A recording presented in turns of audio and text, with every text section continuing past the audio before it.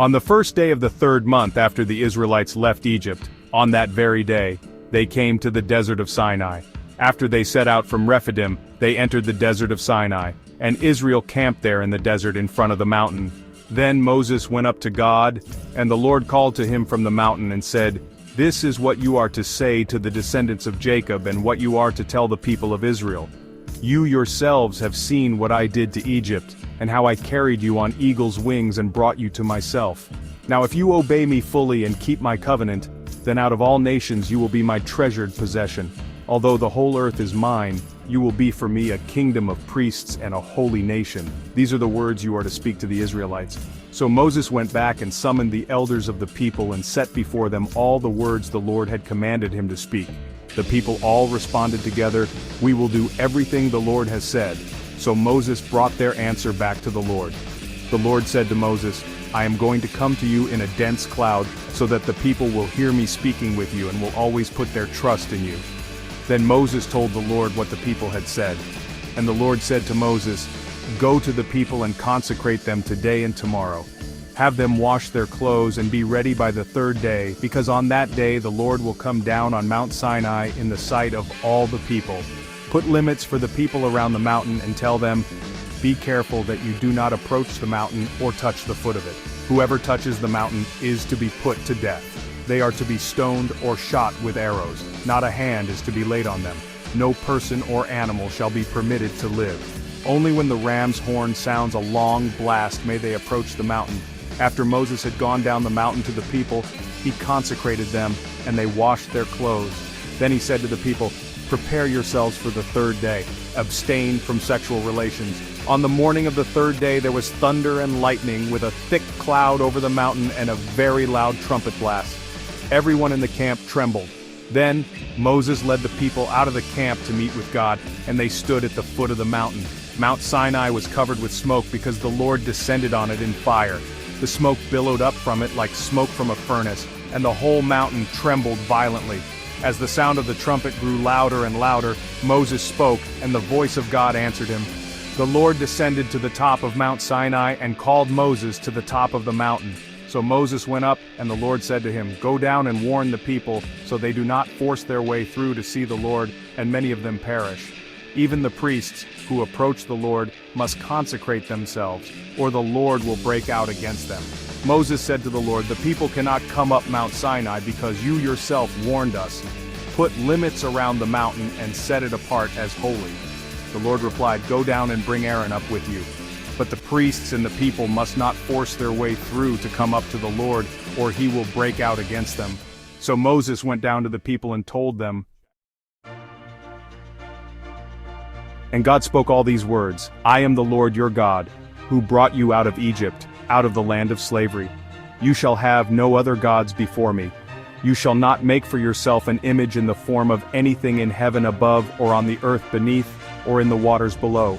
You shall not bow down to them or worship them, for I, the Lord your God, am a jealous God, punishing the children for the sin of the parents to the 3rd and 4th generation of those who hate me, but showing love to 1,000 generations of those who love me and keep my commandments. You shall not misuse the name of the Lord your God, for the Lord will not hold anyone guiltless who misuses his name. Remember the Sabbath day by keeping it holy. 6 days you shall labor and do all your work, but the 7th day is a Sabbath to the Lord your God. On it you shall not do any work, neither you, nor your son or daughter, nor your male or female servant, nor your animals, nor any foreigner residing in your towns.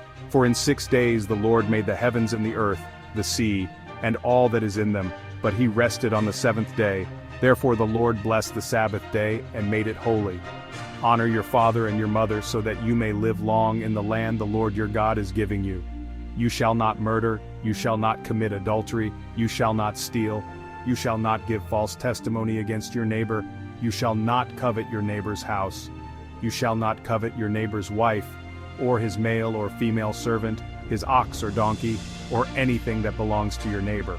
When the people saw the thunder and lightning and heard the trumpet and saw the mountain in smoke, they trembled with fear. They stayed at a distance and said to Moses, "Speak to us yourself and we will listen, but do not have God speak to us or we will die." Moses said to the people, "Do not be afraid. God has come to test you, so that the fear of God will be with you to keep you from sinning." The people remained at a distance while Moses approached the thick darkness where God was. Blessed is the one who does not walk in step with the wicked, or stand in the way that sinners take, or sit in the company of mockers, but whose delight is in the law of the Lord, and who meditates on his law day and night. That person is like a tree planted by streams of water, which yields its fruit in season and whose leaf does not wither. Whatever they do prospers. Not so the wicked. They are like chaff that the wind blows away. Therefore the wicked will not stand in the judgment, nor sinners in the assembly of the righteous. For the Lord watches over the way of the righteous, but the way of the wicked leads to destruction. This is the genealogy of Jesus the Messiah, the son of David, the son of Abraham. Abraham was the father of Isaac, Isaac the father of Jacob, Jacob the father of Judah, and his brothers Judah the father of Perez and Zerah, whose mother was Tamar. Perez the father of Hezron, Hezron the father of Ramram, the father of Amminadab, Amminadab the father of Nahshon, Nahshon the father of Salmon, Salmon the father of Boaz, whose mother was Rahab. Boaz the father of Obed, whose mother was Ruth. Obed the father of Jesse. Jesse the father of King David. David was the father of Solomon, whose mother had been Uriah's wife. Solomon the father of Rehoboam. Rehoboam the father of Abijah. Abijah the father of Asa. Asa the father of Jehoshaphat. Jehoshaphat the father of Jehoram. Jehoram the father of Uzziah. Uzziah the father of Jotham. Jotham the father of Ahaz. Ahaz the father of Hezekiah. Hezekiah the father of Manasseh. Manasseh the father of Ammon. Ammon the father of Josiah. Josiah the father of Jeconiah, and his brothers at the time of the exile to Babylon. After the exile to Babylon, Jeconiah was the father of Shealtiel. Shealtiel the father of Zerubbabel. Zerubbabel the father of Abihud. Abihud the father of Eliakim. Eliakim the father of Azor. Azor the father of Zadok. Zadok the father of Achim. Achim the father of Elihud. Elihud the father of Eleazar. Eleazar the father of Mathan. Mathan the father of Jacob. Jacob the father of Joseph, the husband of Mary. Mary was the mother of Jesus, who is called the Messiah. Thus there were 14 generations in all from Abraham to David, 14 from David to the exile to Babylon, and 14 from the exile to the Messiah.